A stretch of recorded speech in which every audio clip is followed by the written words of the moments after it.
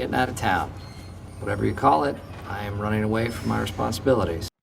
Following Biden's recent announcements to forgive $10,000 in student loans, I wanted to talk a little bit about the education system. First off, this decision to forgive student loan debt is not only raising inflation, but is insanely idiotic. This is going to be a burden on taxpayers, and this should not be happening during a recession. And here's the kicker. We have a criminal administration that is sending billions of dollars to the Ukraine, wasting American tax dollars on more useless wars, more benefits for illegal aliens, driving up energy and food prices, and now, just to top it all off, we are told that we need to pay for someone else's education.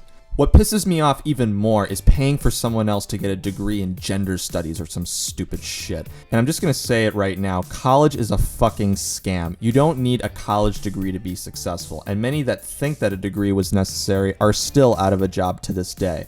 So just because you chose to go to college, stop making other people pay for your shit and keep rewarding your laziness.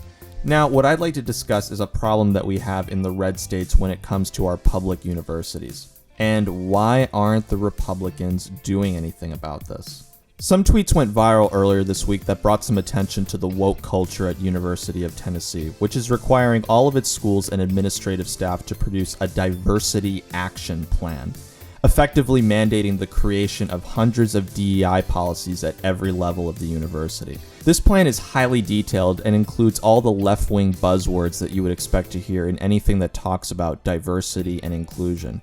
Specifically, students are required to incorporate some aspect of diversity and inclusion in all of their classes. It barely qualifies as news at this point because, honestly, what's new with college campuses these days? But what makes this breaking news about UT stand out is the fact that Tennessee is a Republican state, with public schools like UT that are funded by a Republican-dominant government.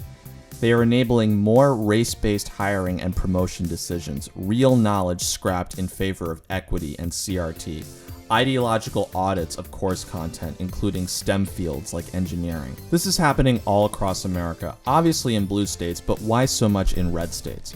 Republicans are doing nothing to stop this. Instead, they are enabling the spread of wokeism in public universities.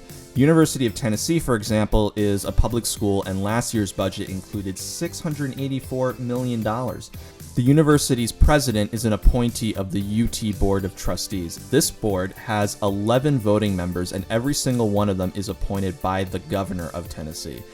10 of the commissioners also require confirmation by both houses and state legislature. In other words, all of this wokeism is happening under the supervision of the Tennessee state government and by extension of the Republican Party. In Tennessee, Republicans control almost 3/4 of the state house, and they have held at least 70 out of 99 seats since 2012. In the state Senate, they outnumber Democrats more than 4-1 and have for a decade. If any state can take action against an out-of-control public university without too much political danger, it's Tennessee. But instead, Tennessee Republicans have sat by and done nothing. This is happening in a lot of red states across the country. I recently moved out of New York City to get away from the crime and derangement on the streets, mandates, and other tyrannical Democrat policies. And I decided to come to Charleston, South Carolina, where there's just so much more sanity. The mandates were lifted a lot sooner than Democrat states, a lot less crime, and just much nicer people. Even as a Republican state, though, the government here has a lot of problems. Many rhinos such as Lindsey Graham, Tom Rice, and Nancy Mace are no better than Democrats. They have teamed up with the enemy to stab the Republican Party in the back, as well as our country. South Carolina seeks to rewrite courses currently geared toward a lot of white males. So they have this same anti-white narrative. At South Carolina, an institution which is ostensibly under Republican control, an effort is underway to rewrite courses in the name of diversity and inclusive excellence, or in the words of one professor, to make sure they are not geared toward a lot of white males. This effort is being subsidized by a new university grant program, which means it is being funded at least in part by South Carolina taxpayers. The new courses must be centered around marginalized voices, must reflect inclusive and non-traditional teaching methods, and must promote understanding of inequality in broader contexts. All I see with Republicans is talk and hardly any action. If they are serious about their intentions, then they need to start taking actions against anti-white narratives and other indoctrination in schools by restricting the funds.